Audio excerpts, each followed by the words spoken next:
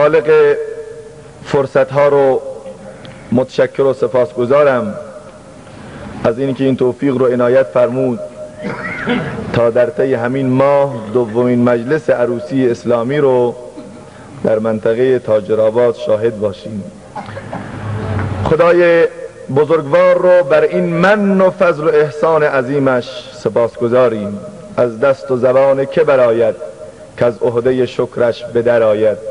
بنده همان به که ز تقصیر خویش عذر به درگاه خدای آورد، ورنه سزاوار خداوندیش کس نتواند که به جای آورد. واقعا جای خرسندی و خوشحالی است که داریم کم کم به گذشته برمیگردیم. تقریبا مراسم عروسی اسلامی زمینه رو مساعد کرده که حداقل هفته یک و دو بار یا حداقل ماهی یک و دو بار از نزدیک با مردم مؤمن تاجرآباد صحبت و گفتگو و مذاکره و درد دل بکنیم. البته متاسفم از این ناحیه که از بس مراسم عروسی های اسلامی زیاد شده، حنجره ما دیگه کم کم داره توان خودش رو از دست میده، وگرنه دوست داشتیم با قوای جدید و با حنجره بسیار شارژ امشب به خدمت شما دوستان می بودیم، ولیکن دیشب در مراسم عروسی شهرستان تایباد روستای پشته تا پاسی از شب برنامه داشتیم و انرژی ما اونجا مصرف شد. ولی خوشحال نشید چون که ما خیلی زود باز انرژی میگیریم و باز خصوصا مردم خود ما رو ببینیم انرژی ما دیگه چندین برابر میشه.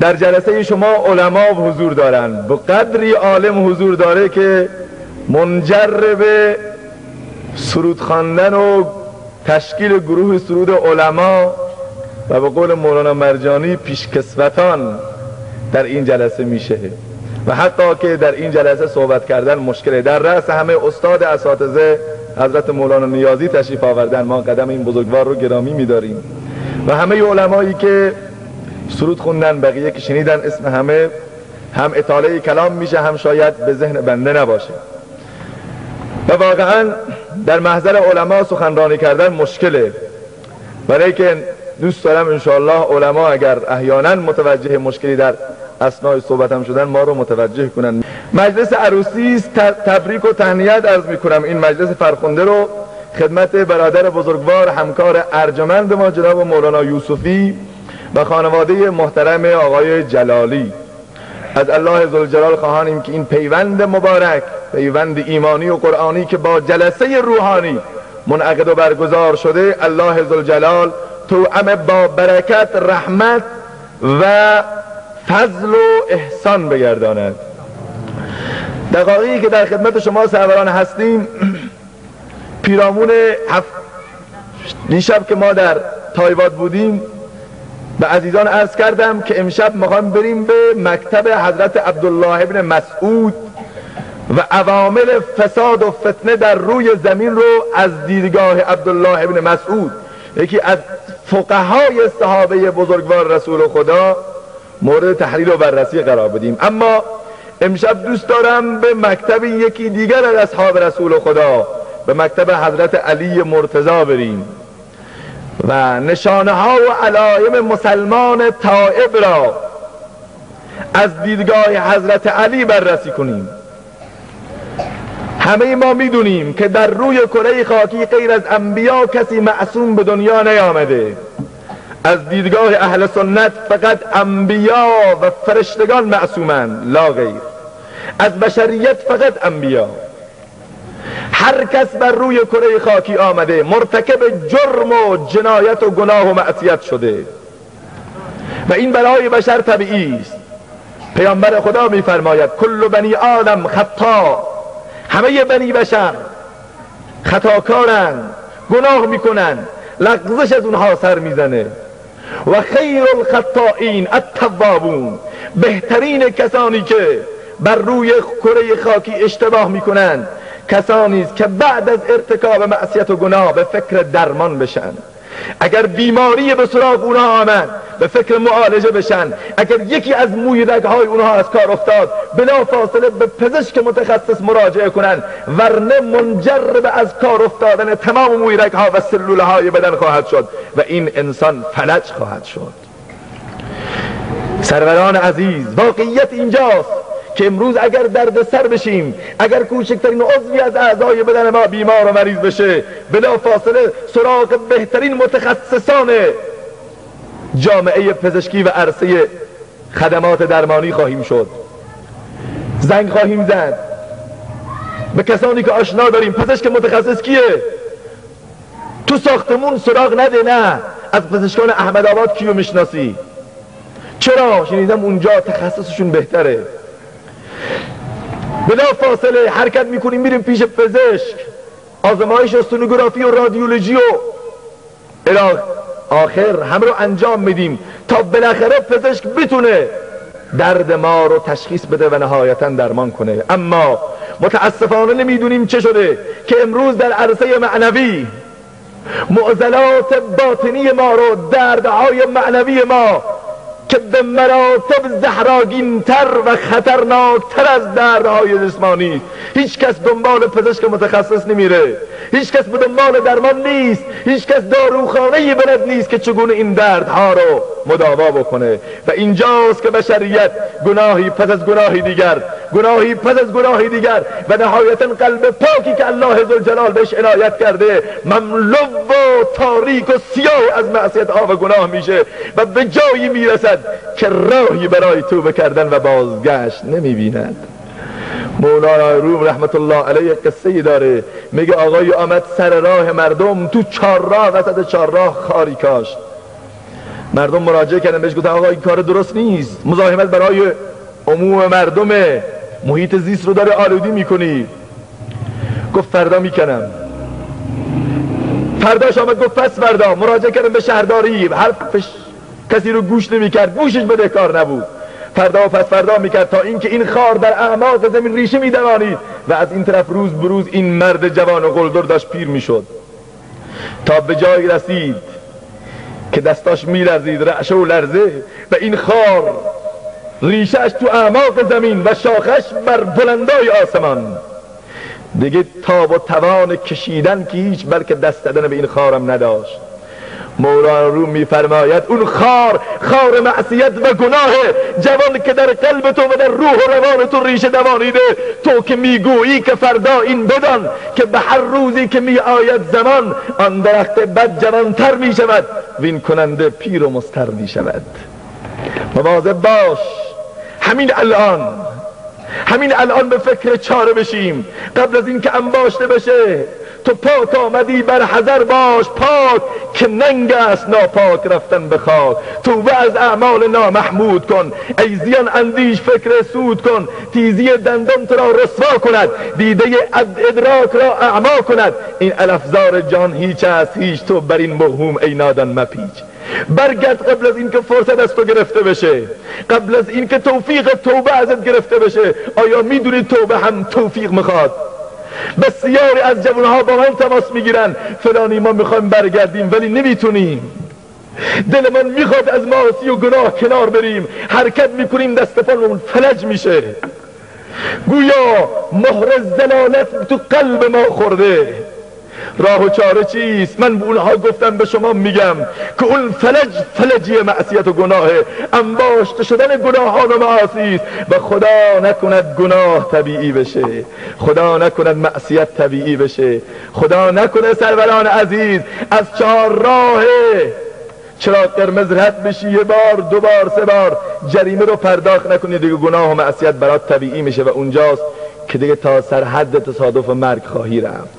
بیاییم واقعا قبل از این که اون وضعیت پیش بیاد همین الان به فکر چاره و درمان بشید، توبه بکنیم. توبه چیه؟ مردم ما توبه رو خیلی راحت ترجمه کردن، وقتی گناه بکنن یا کسی از گناهی حرف بزنه بلافاصله توبه استغفر الله، و نهایت اگر خیلی زحمت بکشه دستشو میزنه به خاک بینشو سیاه میکنه، توبه استغفر الله. این شده توبه. به بچه‌هامون یاد میدیم اگر فحش میده بابا توبه کن، میگه بابا چطور توبه کنم؟ میگه دستتو بزن به سیاه، به دیگ سیاه بزن به صورتت، این شد توبه. خودتو سیاه‌پوست درست نکن. توبه این نیست. سبحه بر کف، توبه بر لب، دل پر از شوق گناه، معصیت را خنده می آید ز استغفار ما. پیامبر می فرماید کسی که در دلش علاقه به گناه و معصیت داره و زبانش توبه می کنه که المستهزئ برب، این به خدای بزرگوار داره تمسخر می کنه، به خدا دهن کجی می کند. حضرت علی چی می فرماید؟ کسی که میخواد توبه واقعی بکنه 5 شرط رو باید رعایت بکنه، 6 شرط رو. این 6 شرط تو وجودت بیاد توبت مورد قبوله. در غیر این صورت برو به درمانگاه و بیمارستان حضرت علی و اونجا نسخه واقعی رو بگیر. امشب جوونا همه ما باید بیایم توبه بکنیم. همه ما گناه کردیم، همه ما معصیت کردیم، اما دروازه رب العالمین بازه، دروازه رحمت خدا باز است. الله ذوالجلال خودش میفرماید که من اونقدر به توبه بنده ام مشتاقم که اگر شما توبه نکنید، مثال میزنه حضرت حسن بصری، میگه وقتی که شیر مادر تو پستانش جمع بشه و فرزند اونو به دهان نگیره و نمکد، این شیر مادر رو اذیت میکنه، پستانش درد میگیره. میگه شیر فضل خدای متعال، رحمتهای الهی است، غفران رب العالمین، نزول رحمات الهی است. اگر شما توبه نکنید، اگر طالب رحمت خدا نباشید، خدای متعال ناراحته. خیلی حرفه ها، نیازی به توبه ما داره؟ هرگز خیر. اگر میخوای توبه بکنی این 6 شرط رو رعایت کن. 1، وقت رو زیاد نگیرم، اولین شرط حضرت علی کرم الله وجهه میفرماید پشیمانی و ندامت از گذشته. نسبت به گناهی کردی پشیمان بشی، بدت بیاد، اشتباه کردم، واقعا پشیمان بشی. همونطوری که اگر تو رانندگی درست رانندگی نکنی و تصادف بکنی چقدر پشیمانی، چقدر ناراحتی، دیگه جرئت نمیکنه پات رو گاز بذاری. بعض از این آقایون که تصادف کردن وقتی کنار ما میشینن گویا کنار ملک الموت نشستن، یواش یواش یواش یواش. چه خبره؟ میگه آقا من قبلا تصادف کردم، چند جا بدنم تکه تکه و پاره پاره شده. کدوم حق دارید واقعا؟ اظهار ندامت از گذشته. بله نوشتن خواهران هم حضور دارن، بله خواهران بیشتر نیاز به توبه دارن، باید گوش بدیم. همه ما نیاز داریم. اظهار ندامت از گذشته اونجاست که رب العالمین و خدای متعال وقتی میبینه بنده از گناه خودش و کرده خودش پشیمانه، خدای متعال او رو به آغوش میگیره.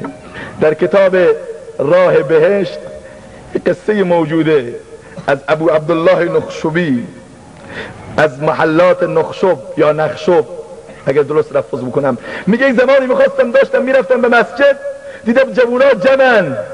گفتم چه خبره؟ گفت یه جوان معتاد و شرابخوار و تریاکی و لات و علوات اینجاست، مردم دیگه تاب و تحولشو ندارن، میخوان از شهر بندازشن بیرون. این به انگله و دردش مصریست، جامعه رو میگیره. این جوان چند روز قبل با دیدن یک واقعه از گناهی که کرده پشیمان شده و عهد و تعهد کرده خدایا که من پشیمانم، اظهار ندامت دارم. ولی مردم هرچی که این داد میزد مردم گوششون بدهکار نبود. ابو عبدالله آمد دید مادر این پسر بچه خیلی داره گریه میکنه. گفت چیه مادر؟ گفت پسرم توبه کرده، ناراحت پشیمانه، ولی مردم میخواد بیرونش کنن از داخل شهر. گفت اجازه بدید. همین که چشم این جوان به ابو عبدالله افتاد، دستان تضرع را به سوی خدا بلند کرد. گفت خدایا، ای خدای با صفا و با وفا، رحم کن بر عمر رفته بر جفا، یا کریم العفو ستار الذنوب، انتقام از ما مگیرن در ذنوب. خدایا آنی که حال دل نالان دانی، احوال دل شکست بالان دانی. گر خوانم از سینه سوزان شنوی، ور دم نزنم زبان لالان دانی. خدایا اگر زبانم نداشته باشم، من لال باشم، تو صدای لالو هم میشنوی. خدایا تو رو شکر میگم که اولین دعامو قبول کردی. ابو عبدالله فرمود اولین دعا چی بود؟ گفت دیدن جمال شما و توبه به دستان شما. گفت دومی چیه؟ آرزوی دومت و دعای دومت پول و مال و ثروت و جاه و پست و مقام هرگز. چیه؟ اولین آرزو و دعای من ملاقات شما و دومی ملاقات رب العزت و الجلال در جنت الفردوس. که عاشقان جنت برای دوست می‌دارند، دوست در غم و راحت رضای دوست می‌دارند، دوست وعده دیدار چون در جنت آمد لاجرم. عاشقان جنت برای دوست می‌دارند، دوست دیدار خدا رو میخوام که در دوزخ اگر وصف تو در چنگ آید، از حال بهشتیان مرا ننگ آید. گر بی تو یا الله به صحرای بهشتم خوانند، صحرای بهشت در دلم تنگ آید. بهشتی که در اون خدا نباشد جهنم است. عبدالقادر گیلانی ندارم گرچه آن دیده، که بینم در جمال تو نیم نومید و چون عمرم گذشت اندر خیال تو. تو جنت را به نیکان ده، من بد را به دوزخ بر. تو جنت را به نیکان ده، من بد را به دوزخ بر. که بس باشد مرا آنجا تمنای وصال تو. میگه بهشت تو بده به نیکانت، منو تو دوزخ ببر، ولی تو دوزخ تو کنار من باشی. من دیوانه در دوزخ به زنجیر تو خوش باشم. اگر یک بار پرسی تو که مجنون چیست و حال تو. تو شربت های جنت را به ما تا که دهی رضوان. نشد کم تشنگی ما را از این آب زلال تو. 7 عسل و شراب بهم بدی تو بهشت، سیراب نمیشم و جگرهای کباب ما نگرده تا ابد سیراب. جگرهای کباب ما نگرده تا ابد سیراب. مگر ساقی شود ما را خدای ذوالجلال تو. خدا تو خودت اگر ساقی میشی بهشت برام بهشته، وگرنه اگر بهترین فرشتگانت بخواد به من آب بدن سیراب نخواهم شد. به مالک گویم ای مالک، مالک نام دروازبان جهنمه. به مالک گویم ای مالک، چنان الله خواهم گفت که از الله من سوزد جهنم باز و غال تو. یا الله میگم جهنم بسوزه، یه بار بگم الله جهنمت خاموش خواهد شد. که من دیوانه در دوزخ، چو در دوزخ ز من پرسی که چونی موهی در آتش. شوم من تا ابد مست و کنم رقص از سؤال تو. این جوان آرزوی دیدار خدا رو داره. موقع از جوان ما بپرسه که تو آرزوی دیدن و چی رو داری؟ میگه من میخوام شبان روز یه فیلم هندی تماشا بکنم، یا تو سجاد و احمد آباد برم اونجا ریلکس بازی در بیارم و دخترای بی حجاب نگاه بکنم. جمال جمال الهی است. قار را بگذار مرد حال شو، پیش مرد کاملی پامال شو. میخوای حال کنی بیا با خدا حال کن. فکر نکنی خدا اهل حال نیست، خیلی بهتر حال میکنه. حالی که در اون وبال نیست، حالی که نیاز به قیل و قال نیست، بلکه ترجمانیم هرچه ما را در دل است. هرچه که تو دل داشته باشیم خدا میدونه. دیدار خدای متعال در جنت الفردوس. حضرت ابو عبدالله اونو توبه داد، رفت به خانه، شب خوابید، که ناگهان در خواب دید که رسول الله صلی الله علیه و سلم با 2 نفر آمدن تو محله ابو عبدالله. میگه رفتم به استقبال رسول الله، گفتم یا رسول الله شما به محله ما اومدید؟ گفتم بله. گفتم این 2 نفر کیان؟ گفتن سمت راست من ابراهیم و سمت چپ موسی پیامبر و پشت سرم 124 هزار نقطه نبوت، همه انبیا پشت سر من. چه خبره تو محله ما تو نخشب؟ چه خبره تو تاجرآباد؟ چه خبره که امشب میزبان رسول الله صلی الله علیه و سلم باشه؟ باور کنید امشب تاجرآباد میزبان فرشتگان مقرب الهی است. زبانم لال اگر دروغ بگم که رسول الله عینی حرف زده که مجتمع قوم فی بیت من بیوت الله، هرگاه قومی و ملتی تو خانه از خانه های خدا جمع بشن برای رضای الله، الا حفتهم الملائکه، فرشته های رب العالمین دور تا دور اونها رو احاطه میکنن. امروز اگر کوچکتر عزیز ما بیاد چقدر خوشحال میشیم، ولی امشب فرشته ها اینجا آمدن، هیچ کس پروایی اصلا فکر نمیکنه. فرشتگاه پروردگار دور تا دور این محله رو تا عرش الله گرفتن. امشب خدا اینجاست. باور کنید چقدر خوبه و چقدر زشت و کری و پسته که تو منطقه تاجرآباد مراسم غیر اسلامی برگزار بشه. چقدر بده هر کس میاد اینجا به خونه ما صدای ساز رو کسی میشنوه این عروسی بالا که گفتیم مال ماها نیست، مال مقتدی های مال نیست. دروغ گفتیم گناهش هم به گردن شما، چون رومون نمیشه. میگه آقا تو تمام استانه ها رو در نوردیدی برای عروسی اسلامی، اون موقع تاجرآباد بیخ گوشتون عروسی غیر اسلامی ساز و ارکستر آورده، چی بگیم؟ حرفمون نمیکنه، نمیفهمن. خیلی خوب میفهمن.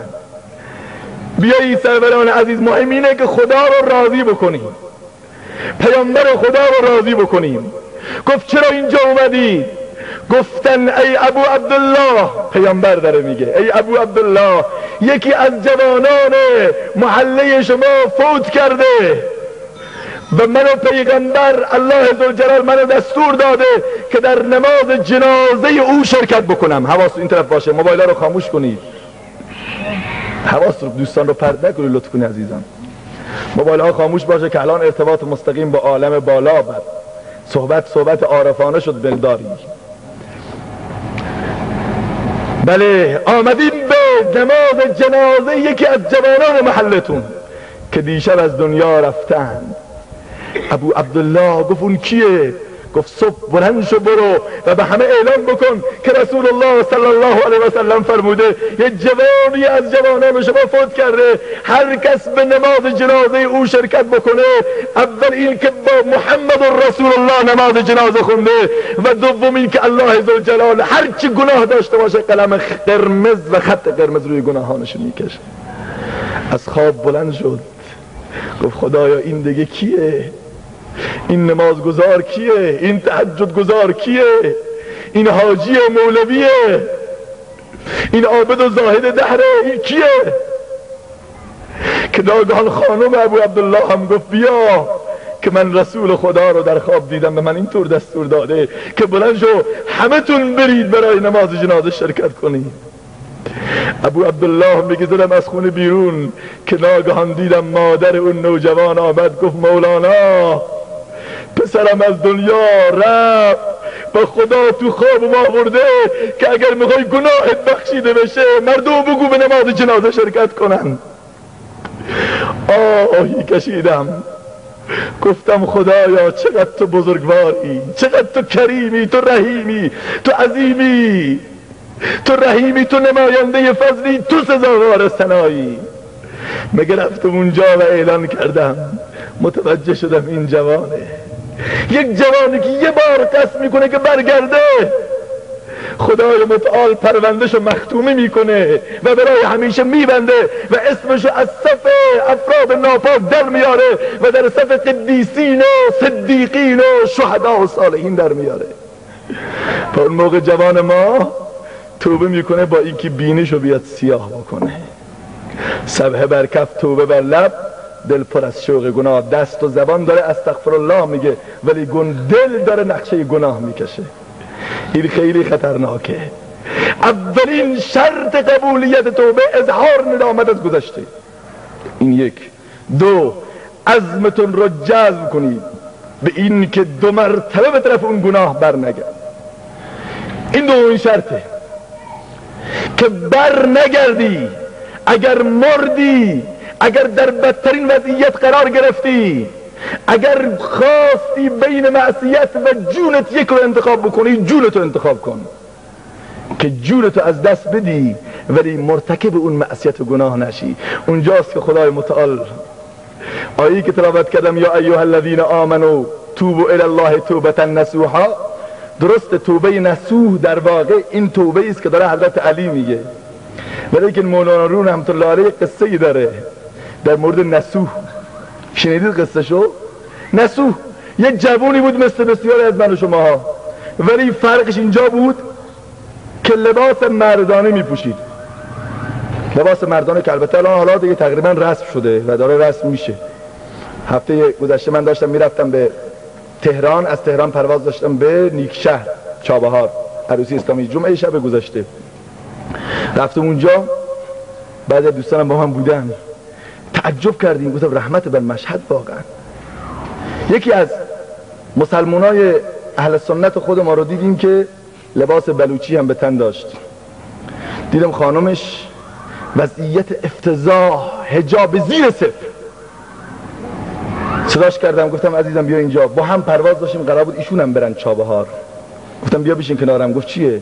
گفتم من تا به حال تو سخنرانیام میگفتم روسری ها روز 4 ناخن داره میره عقب، ولی از این به بعد تو منو مجبور کردی که بگم روسری ها مدلش باز جدیدتر شده، روزی 4 ناخن از عقب میره، از جلو میره عقب، روزی 4 ناخن هم از عقب داره میاد جلو. این چیه نخ دوست سر زنت داری بستی؟ از اینجا رفتی اینجا، از عقبم داره اینجا، مثل این برای اصلا گوسفندایی که گرگ میندازه لکشون میکنه. به همین حالت اول که پوزخندی زد، گفتم حق داری، نفهمیدی قدر و قیمت علما رو ندونستی. گفتم به خدا قسم با این کارت و با این وضعیتی که من و تو باید مؤثر بشیم داری متأثر شدی، داری خنجر برداشتی و بر رگ و ریشه علمایی که برای من و تو زحمت کشیدن خون همه علما رو پایمال کردی. گفتم گریم گرفت لحظه ای که اسم مولانا محمد عمر رو گرفتم. با خدا گفتم گریه آینی به شب مولانا محمد عمر تباه شد. نبود تا دیروز کسی چادر زن بلوچ رو میدید، نبود کسی تا دیروز موی دختر سنی رو میدید. این چه وضعیت و پس فطرتی است که تو برای خودت انجام آوردی؟ خون مولانا عبدالملک، خون مولانا ضیایی، خون مولانا نعمت الله، خون مفتی زاده و خون هزاران علما رو پایمال کردی و خون عمری که برای تو شبها خواب نمیشد. تکبیر.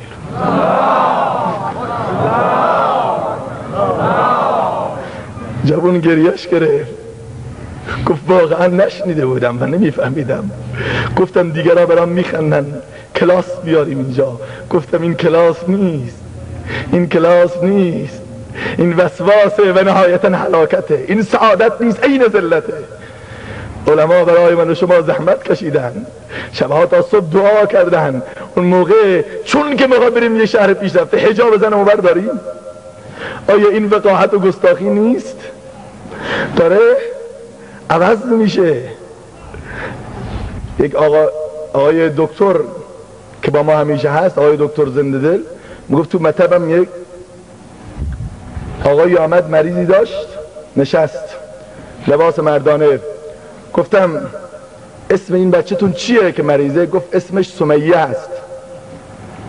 گفتم سمیه که اسم دختره، چرا برای این پسر 15 ساله اسم دختر انتخاب کردی؟ گفت نه آقای دکتر، این خودشم دختره، این خودشم دختره. چرا لباس نداره؟ این چه لباسی است؟ این از علامات قیامته که زمانی که مردان لباس زنانه و زنان لباس مردان رو بپوشن. حالا اینطوری شده دیگه. الان بری به مغازه نمیگه شلوار مردانه یا زنانه میخوای، میگه شلوار چه جنس میخوای؟ میگه لی، میگه بیا این مال تو. فرق نمیکنه که زنانه مرد. خیلی اینطوری شده، باور کن. موقع لباس دختر مال دختر یا پسر میگه آقا فرق نمیکنه، دختر و پسر همه میپوشن. الاسطویه شده برای مردم. اسمش سمیه، لباسش چرا اینطوریست؟ گفت از زمان کوچک بوده این لباسو پوشیده، دیگه حالا نمیتونه ترک کنه، عادت کرده به این وضعیت. تو جامعه اسلامی ما نسو هم از این رقم بود، لباس مردانه میپوشید ولی این خیلی وقیحانه جلو میرفت توی حموم. اون زمان حمومای عمومی دلاکی میکرد، کیسی میکرد پشت زنها رو دخترها رو. اتفاقا از بسته که تو کارش مهارت بود دخترای پادشاه رو غیر از دست نسو به کسی دیگه نمیدادن. همه فکر میکردن این خیلی خانم 30 ساله 20 ساله‌ای هست. بالاخره هر روز به کرات و مرات توبه میکرد ولی که نمیتونست خودش رو نگه داره. مثل بسیار از جوانان ما گناه میکنن، معصیت میکنن، توبه میکنن، تو ماه رمضان شستشو میدن، سرویس میکنن ماشین ایمانشونو، میرن کارواشی که ماشین قلبشونو بشوره، ولی که 2 مرتبه میزنن تو خاکی که رفت کارواش دیگه. بی انصاف، تو ماشین تو میری میشوری، میری کارواش، تا یه ماه جوون جرئت نمیکنه رو ماشینش سوار بشه. هر کس طرف ماشینش بیاد تو رو خدا کفشات در بیار، بدون کفش بیا تو ماشینم که مبادا ماشینم کثیف بشه، استریل ماشینم از بین بره. 5000 تومان دارم شستمش. چطوره نمیذاری کسی ماشینتو کثیف بکنه چون که 5000 تومان به کارواش دادی، ولی ایمانتو، وجدانتو، تقوا و للهیتتو میدی کارواش و بلافاصله میزنی تو خاکی بی انصاف 1 ساعت بعد، و بعد به مولوی میگی راه را بزن، چاه را بزن، راه خدا را دست نده.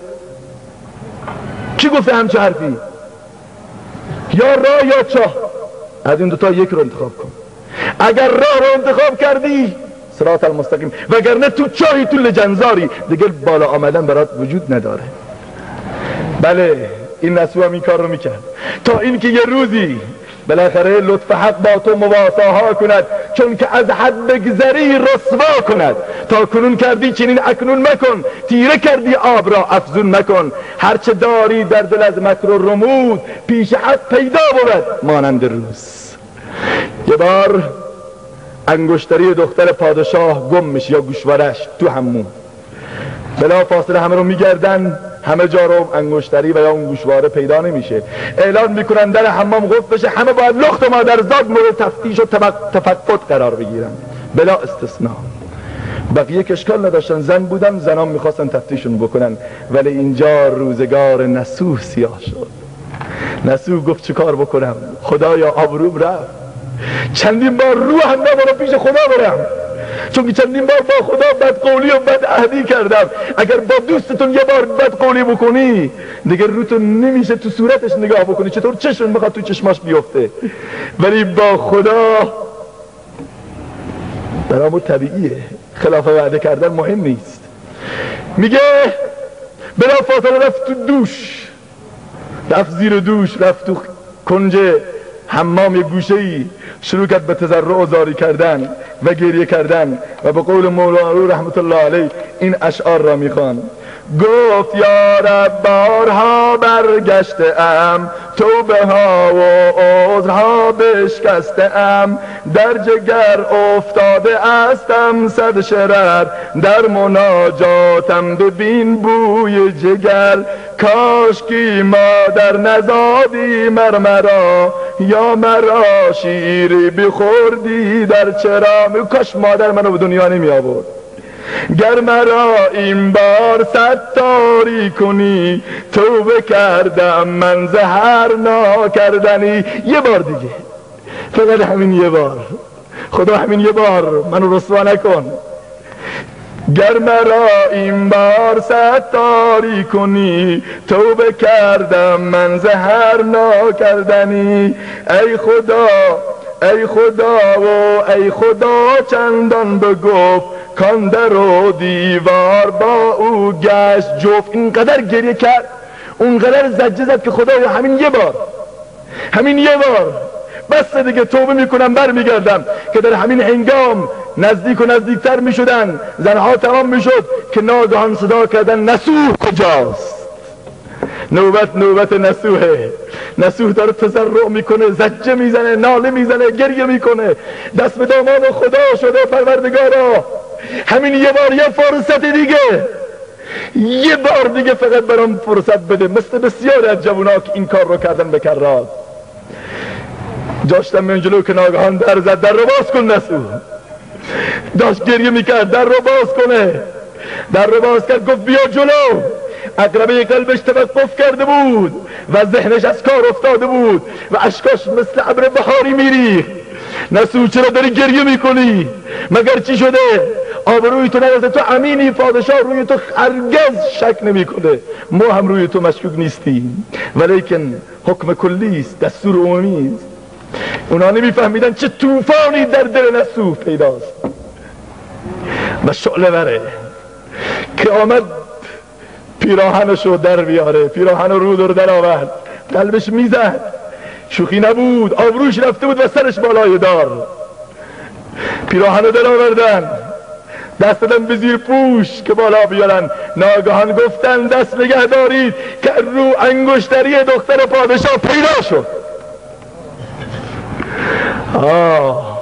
خیلی از من و شما رو خدا در همین وضعیت نگه داشته. جوان امشب برو فکر کن چند بار خدا در چنین وضعیت من و تو رو نگه داشته. چند بار تو تاریکی خدا میخواست روشن بکنه ولی برای تو تاریکی رو نگه داشت که آبروی تو حفاظت بشه، ولی نفهمیدی. روز که شد 2 مرتبه برگشتی سر جا اولت. چند بار تو زندان افتادی توبه کردی، 2 مرتبه برگشتی شدی قارون زمان. چند بار تو بیمارستان افتادی و پرستارا را که به عنوان مژده‌های مرگ بودن رو سر دیدی، گفتی خدا خدا خدا همین یه بار من مریضم سالم بشم دیگه سر از آستانه تو بر نمیدارم، ولی برگشتی 2 مرتبه رو تو به طرف خدا نکردی. خیلی از این وضعیت ها پیش آمده، نه؟ ولی خدای متعال بنده نیست که فوراً انتقام بگیره. نسو آزاد شد، معذرت خواهی کردن ازش، رفت بیرون گفت پروردگارا دیگه نمیام، دیگه تو همون نمیام. دختر پادشاه ولش نکرد، فرستاد پیشش که چرا شغلتو ترک کردی؟ من غیر از نسو هیچ دلاکی رو قبول نمی کنم. حالا بستر معصیت 2 مرتبه فراهم شده، زمینه گناه مساعد شده. بابا یا نسوه اعدام کن یا باید این مأموریت رو بپذیره.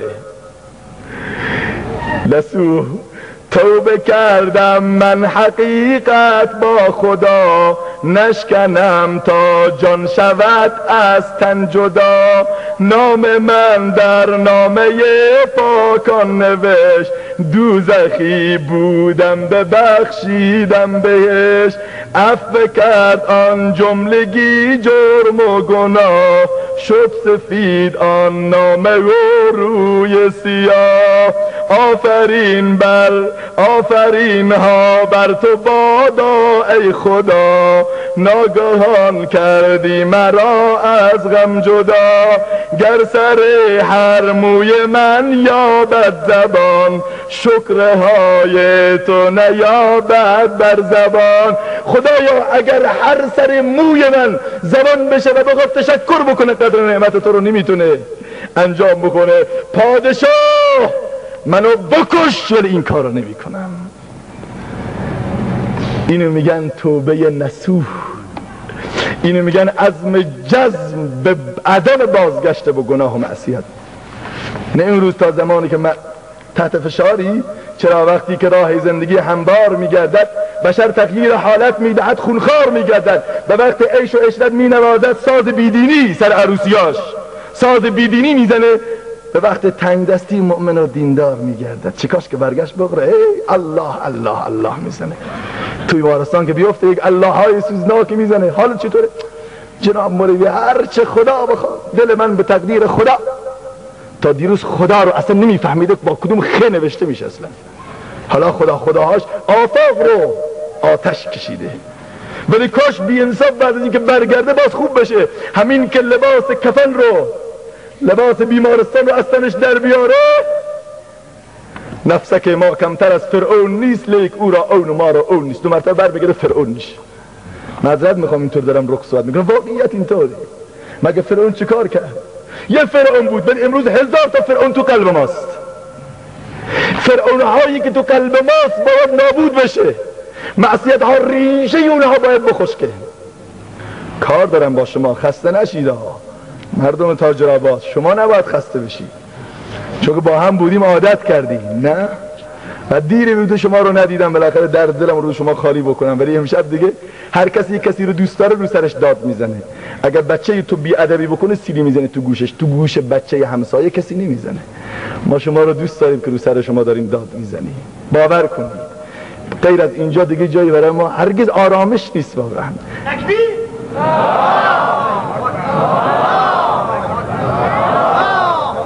عزم خودتو جزم کن بر ترک از گناه. سومی اینه که قبل از دست دادن فرصت، قبل از این که فرصت از دستت بره و نفس به خرخره برسه، قبل از اون برگرد و نفست رو خرد کن و به طاعت و عبادت برگردون. نگه زمانی که دیگه داری میری از دنیا، پیامبر میفرماد یقبل توبت العبد ما لم یغرغر، تا زمانی که نفست به غرغره نرسیده توبت قبول میشه. وگرنه فرعون از زمانی که تو آب افتاد، امواج و پرتلاطم دریا از هر طرف احاطش کرد، گفت تبت الان خدای آمنت برب موسی و هارون. خدای و پروردگار موسی و هارون ایمان آوردم، اشتباه کردم. خدا چه فرمود؟ الان و قد عصیت قبل و کنت من المفسدین. حالا که تمامی راه ها برات بسته شده، تمامی روزنه، حالا دیگه به درد نمیخوره. زمانی که همه چیزو داشتی چرا بر نگشتی؟ چرا زمانی که جوان بودی بر نگشتی؟ در جوانی توبه کردن شیوه یا پیغمبری، ورنه هر گبری به پیری میشود پرهیزگار. معذرت میخوام از معذر پیرمردا. گرگ وقتی پیر میشه نمیدره، اون از فلسفه اخلاقیش نیست که بگه گرگ مؤمن شده مسلمان شده، این گرگ بیچاره رفته مکه حاجی شده حالا گوسفند نمیدره. نه، اون از حجش اون دیگه دندون نداره، رفته از بین. پیرمردی که گناه نمیکنه دیگه زمینه معصیت و گناه درش مرده، زن خودشو نمیتونه جواب بده، چه برسه به دخترای تو کوچه و خیابون. ولی تو مهمی که برگردی، تو مهمه که برگردی، توبه بکنی. عمرو بن دینار یکی از اولیای خدا و سلاطین اقلیم عشق.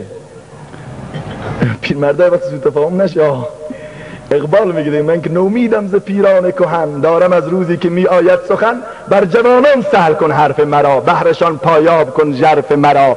نوجوانی را که بینم بی ادب، روز من تاریک میگردد چو شب، تاب و تب در سینه افزاید مرا، یاد عهد مصطفی آید مرا. اقبال داره میگه. عمرو بن دینار یکی از اولیای خدا و سلاطین اقلیم عشق، ایشون بدترین و پس فطرتترین مرد تو کره خاکی بود. هر جا شراب و کباب و رباب بود ایشون بود، هر جا ساز و ارکستر بود هم میزد هم میرقصید، شوخی نبود، هم میزد هم میرقصید، میلرزوند خودشو. مثل بعضی جوونا میلرزونن وسط عروسی‌ها، یا خودشو میلرزوند. زن بسیار مؤمنی داشت، خدای متعال قربون حکمتاش برم. بعضی موقع می‌بینی که مثل نوح زنش کافر میشه و گاهی مثل عمرو بن دینار خودش اینطور زنش مؤمنه. بچه‌ی به دنیا میاد میگه اسمشو چه بگذاریم؟ مادر میشه که اسمشو بگذاریم محمد رسول. پدر میگه نه، اسمشو یه بازیگر و یه چیو از این اسمای عجق وجقی که الان انتخاب میکنن، از اونها های کلاس باشه، به اصطلاح آزیتا و روزیتا و مونیتا و از اینا. کار نداریم، آخر دو اسم شد، محمد و یا اون چیزی کون باباش. هر روز دود تریاک و این مسائل بود دیگه، حالا اون زمان تریاک نبوده ولی از این قسم قبیل مسائل. مادر نقش اساسی، مادرها اینجا گوش بدن اگر هستی. در دفتر معلم و آموزگار نیست آن تربیت که زاده دامان مادر است. رفتار مادر از پی سرمشق کودکان بهتر ز هر کتاب و ز هر گونه دفتر است. فطرت تو جذبه ها دارد بلند، چشم هوش از اسوه زهرا ملند، تا حسینی شاخ تو بار آورد، موسم پیشین به گلزار آورد. باید فاطمه و زهرا گونه زندگی کنی. کار نداریم. مادر زور شد، بچه رو فرستاد به مکتب قرآن، به حافظ کل قرآن شد. بچه 5 ساله شد، خیلی دوست داشتنی عزیز، در سن 5 سالگی قرآن میخوند. باباش هم دوستش داشت واقعا، اگرچه که راضی نبود به این کاراش. تا اینکه مادرش فوت میکنه، بابا بلا فاصله میاد از مکتب قرآن میکشدش بیرون. تو دیگه به درد مکتب قرآن میخوری، بس مادرت رفت قرآنش هم مرد. بچه 5 ساله رو کشید بیرون. بچه سر به سجده گذاشت، گفت خدایا تا امروز تو مکتب قرآن بودم ولی نمیدونم از فردا چه بشم. خدایا اگر سرنوشتم بده من میخوام پیش مامانم برم، توی بهشت کنار محمد رو میخوام. این زندگی ننگین دنیاوی رو نمیتونم تحمل کنم. همون شب از دنیا رفت. اینها کسانی بودن که هر زمان زجی میزدن پرده ها کنار میرفت و خدا قلب اونها رو در کف بلا کیف خودش نگه میداشت. از دنیا رفت. این بابا خیلی ناراحت شد، عمرو بن دینار، چون که همین فرزند رو داشت، خیلی دوستش هم داشت. برد دفنش کرد، ولی گریه و زجه زد، اونقدر گریه میکرد که در همین حالت بیهوش شد یا خواب رفت. در خواب دید که صحرای عظیمی شده، چند تا مار و اژدها. این قصه رو هم کتب اهل سنن آورده، هم آیت الله دستگیر و برادر اهل تشیع.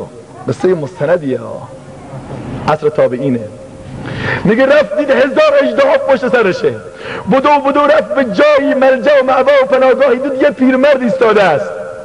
گفت پیرمرد به دادم برس، اژدها پشت سرمه. گفت من نمیتونم خودم رو نگه دارم، کجا میتونم به درد تو بخورم؟ گفت کجا برم؟ گفت برو به طرف این غار. رفتم به طرف غار، دیدم که چندین اژدها و مار از داخل غار آمد بیرون. به بنبست خوردم جلو و عقب. خدا نکنه به کوچه بنبست بخوره جوون.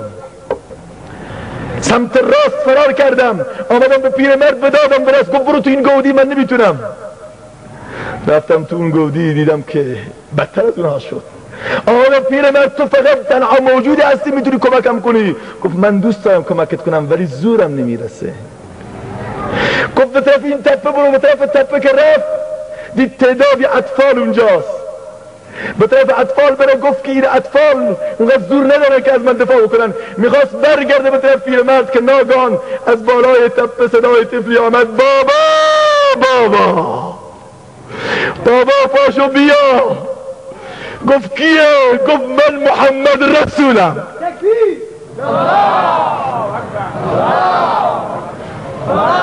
حافظ کل قرآنم. بابا بیا. بابا آبروی برام نذاشتی. الان اینجا بچه ها با پدرای حافظ قرآن دارن راه میرن، با پدرای نمازخوان تو جنت دارن قدم میزنن. بابا من روم نمیشه بگم تو بابامی. بابا به پیامبر چطور بگم یه شرابخوار بابای حافظ قرآنه؟ بابا به دوستم چطور تو رو معرفی کنم؟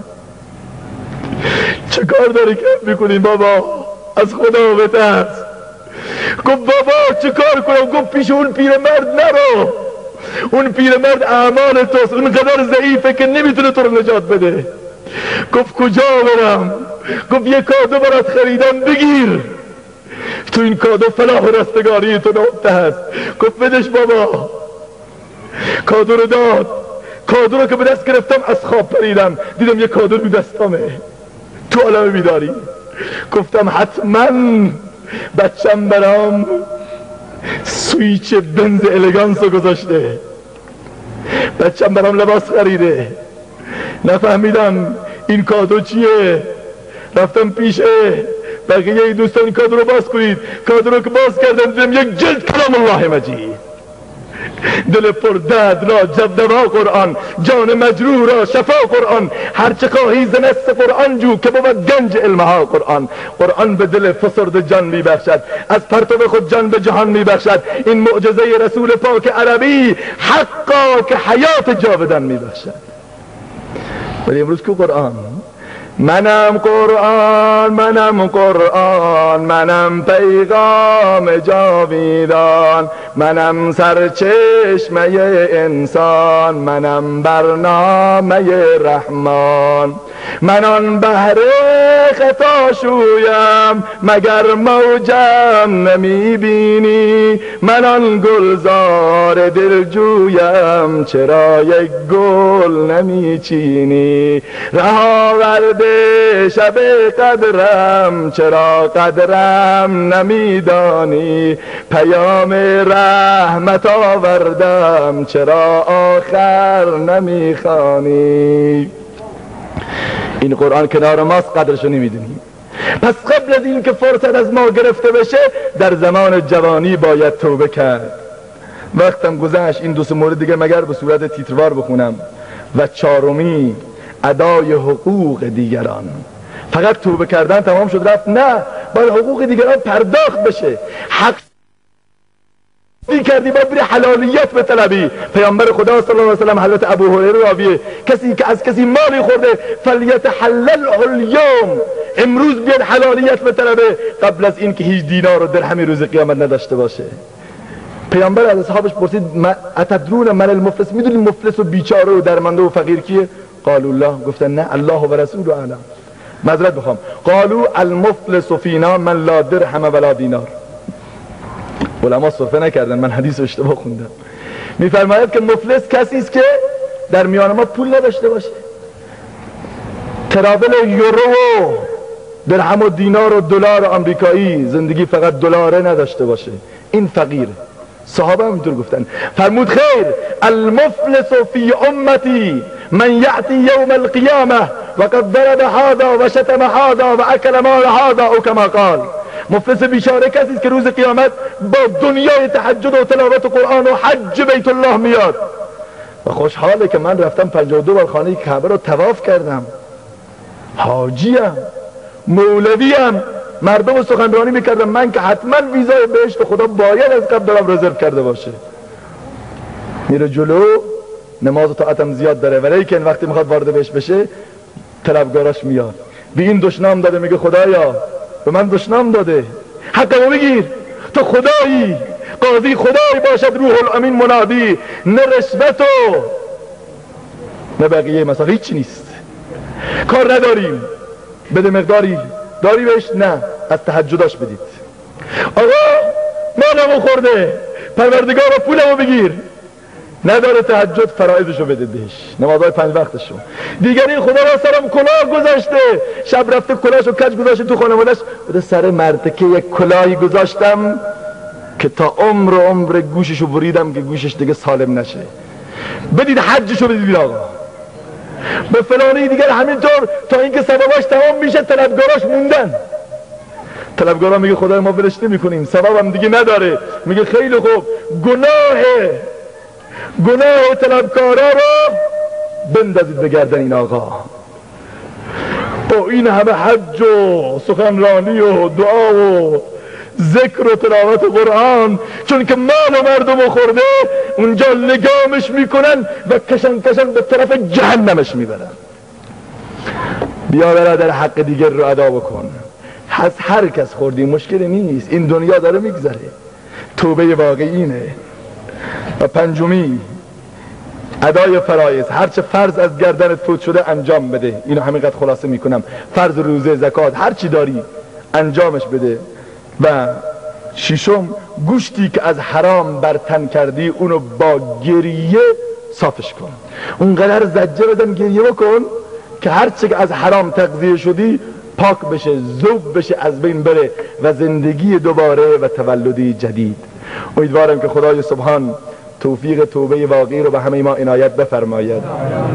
الله ذوالجلال به جوانی همه جوانان ما رحم بفرماید. الله ذوالجلال توبه نصوح رو به همه پدرها و پیرها و جوونا و خواهرها و مادرها عنایت بفرماید. من خیلی خوشحالم واقعا که خدای متعال این توفیق رو داد که در خدمت شما برادران مؤمن و متعهد و دین دوست و دیندار باشم و امیدوارم که این جلسه آخرین جلسه نباشه، همونطور که اولین جلسه نبوده. ما باور کنید، حالا این خود تعریفی نیست، برای که بسیاری از دوستان شاید ماها قبل زنگ میزنن برای مراسم عروسی اسلامی، ماها قبل. یعنی شما فکر کنم این برادری که من به نیکشر رفتم، خدا گواه هست، من اونجا پشت منبرم گفتم، خودشونم بوده، 7 ماه عروسیشو به تعویق انداخت. 7 ماه خیلی زیاده ها، فقط به خاطر اینکه اونجا بره مراسم اسلامی بشه. آخر من اصرار کردم، گفتم شما رو به خدا بگیرید، من نمیتونم بیام، مشکل برام پرواز یا به تهران، از تهران بندر عباس به چابهار خیلی سخته، بعد درس ها و کلاس هم شروع است. گفت آقا مادر داماد قسم خورده تا فلانی نیاد، خیرشایی نیاد، مراسم رو اصلا برگزار نمیکنن. حالا ما اینجا راحت، زمینه بستر فراهمه، آقا میگه بریم ساز و ارکستر بریم، هم 2 دستگاه. ای بی انصاف، نکنه که روز قیامت نتونی جواب بدی ها. ما هر جا باشیم در خدمت شماییم، فرزند شماییم، برادر شماییم و دوست داریم که واقعا خدمت بکنیم، ولی که از شما میخوام که دست دوستی رو تو دست ما بذارید. جوانایی که انشالله قصد دامادی دارن، پدرایی که میخوان فرزندانشون داماد بکنن و خوشحالن یا برادرزاده، اینا دستا رو برن بالا ببینم چند نفره که انشالله میخوان مراسم اسلامی بشه.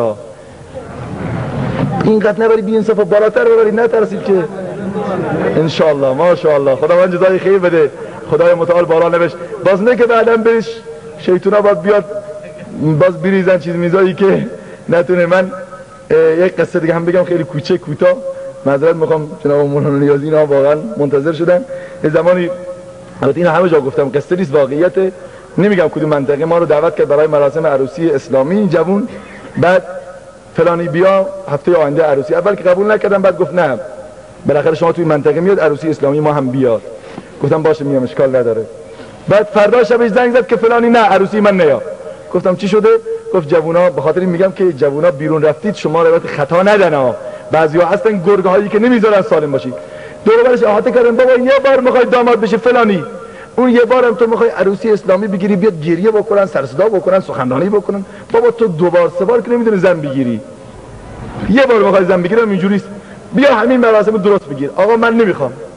مقداری تو سرش خوندم، گفتم جوون بحث این نیست که تو امشب میخوای داماد بشی، یک شب 1000 شب هم نمیشه، ولی بس اینه که میخوای شالوده و اساس زندگی تو بریزی. این مهمه، حواس این طرف باشه، وگرنه این چوبا و شمشیر آمد ها. بله. این دوستان کنفوکار ما نمایش رسمی دارن، دوستان از تربت جام آمدن که این چوبا رو سر شما بشکنن که دیگه ساز و ارکستر توی منطقه نیارید. نه فقط برای این آمدن. عجب چوبای بلندی هم آوردین، خدا خیرتون بده. منم با شما هم کمک میشم. یک سلامات عنایت بفرمایید.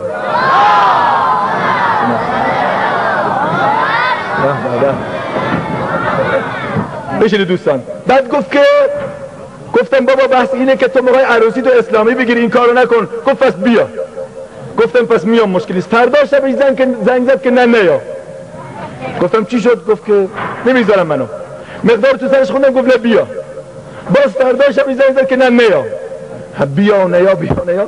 آخرش سرتون رو به درد نیارم، 3-4 شب آخر دیگه به نیا شد که نرم. شب جمعه بود، صبحش باباش زنگ زد که جناب مولوی پاشو بیا. گفتم دیگه نمیام. میدونی چی گفت؟ گفت فلانی برای عروسی بچم نیامدی، برای تعزیه دامادم بیا، برای تعزیه پسرم بیا. گفتم چی شده؟ پسر داماد بوده دیشب، شب دامادیش بوده. گفت ولی اینجا بچه‌های شرابخوار جمع شده بودن، شراب خورده بودن و نهایتا مست شده بودن، تو ماشینا سوار کرده بودن، بوق و ماشینا و موتورها تک چرخ زدن. یهو این راننده حالش نبوده، زیر تریلی میره، عروس و داماد در جا کشته میشه. و والله قسم وقتی رفتم به تعزیهش نمیدونستم چی بگم و خیلی خطرناکه. برادر کاری نکن. همین منطقه خود من و شما هم عزیزی بوده، هفته گذشته نامه عروسیشو چاپ کرده بوده، به نظر من در دسترس همگان بوده، دوستان هم مطلعن. رفته ساختمون عروسی غیر اسلامی، 2 نفر با هم دعوا میکنن، چون که اینایی که غیر اسلامی است اول خوبن با هم دیگر حال میکنن، بعد دیگه چاقو کشی شروع میشه.